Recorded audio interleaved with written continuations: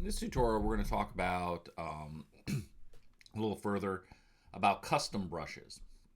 And in Photoshop, particularly when you're doing like digital painting, but it can also apply to photo retouching as well. But the brush setting is pretty rich in terms of you get your standard brushes, like you get some dry media brushes and wet media brushes and things like that.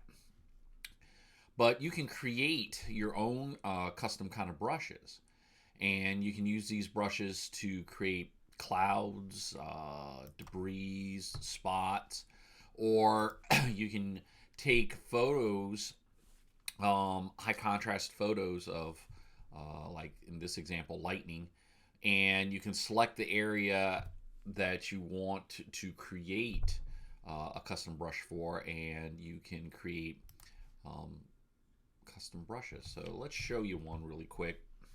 Like, uh, yeah, here's one. This is a custom brush of a lightning bolt, and it was probably taken from a photograph that they turned to black and white and then made high contrast, and which is like very dark blacks, very bright whites. Selected the area they wanted with the marquee tool, and created a custom brush this way, so that, whoops, do it like this. Um,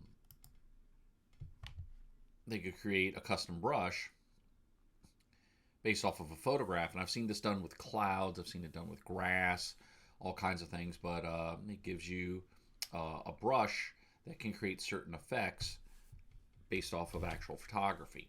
And then there's like your standard brushes that you have in here, like your special effects brushes, water media brushes, and things like that. Um, that they were probably created with Photoshop's brush settings. So um, the brush settings, we're not going to go into a whole lot of detail with them. I'm just going to show you some just kind of general things with them. But with your brush settings in Photoshop, um, you can modify based off of an existing brush. You can modify its shape. You can modify by adding like texture to it, things like that. So we'll start with a basic, I don't know, like I guess a basic round brush. And what you would do is you would go up into your options menu up here, and you create what they call a brush preset. So we're going to create a brush preset.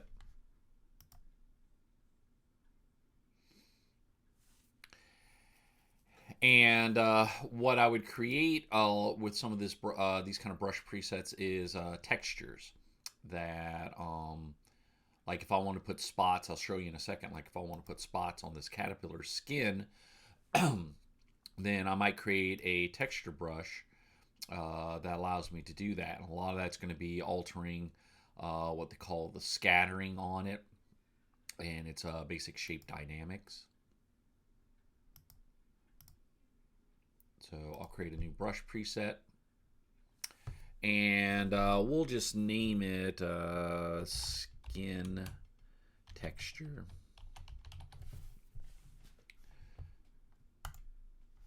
And it's based off of a hard brush that's about 500 pixels right now. So I would, with it highlighted, I'm going to go to my brush settings, and I'll start with the brush shape, and 500 is a little big, so I'll scale it down some. And as long as this guy is highlighted, then that's what it's going to affect. And so he's still really kind of big, so we'll drop him down to about that. This is the roundness of it. So if I wanted it to be more calligraphic, then I would adjust it so it's not. So it gives me that thin to thick to thin. Hardness is the hard edge, like I showed you guys in the initial brush settings brush tutorial. If I want it to be a more of an airbrush kind of look, then I would lower the hardness down to 0 or somewhere in between. We're going to leave it as 100% because I want it to be like nice, showable spots. Since it's spots on his skin, I don't think I want that kind of calligraphic effect.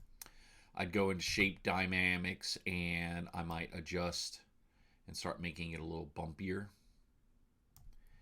And and we'll go to scattering. Again, I'm just kind of creating this sort of texture to it. And I don't think I actually want the texture riser because it's going to be based off of a totally different tool.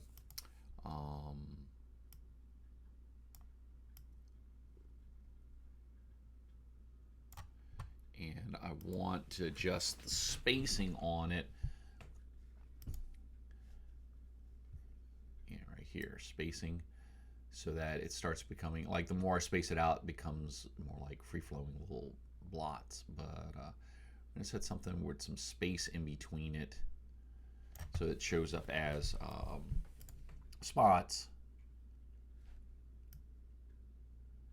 Spread them a little bit more, and you can kind of see what starts to happen at this point. That it's going to start formulating this brush, and just like anything else, I can increase its size, and if I start painting with it, it gives me textures. And so I can create textures that I can put onto any kind of, object or anything that I'm painting. I can paint the textures in any kind of color that I want, and I usually build the textures into lights, highlights, and shadows as well. So yeah, we could go on forever with creating your own custom brushes. I certainly, if you're a digital illustrator, encourage you to look into and do your own research into creating your own custom brushes and how that kind of winds up working for you, and it can create all sorts of neat effects. But that's your brush settings and creating custom brushes in Adobe Photoshop.